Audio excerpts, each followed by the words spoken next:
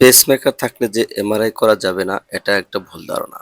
Pacemaker থাকলেও MRI করা সম্ভব এবং কি যে কোম্পানির পেসমেকার আপনারা লাগাবেন সেই কোম্পানির লোকের সাথে আপনারা কথা বলে অবশ্যই এমআরআই করা সম্ভব।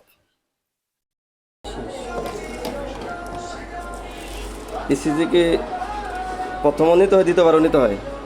হ্যাঁ, মানে প্রথম অফ করার পরে আবার অন করার পরেও ইসিজি গাপটা নিতে হয়?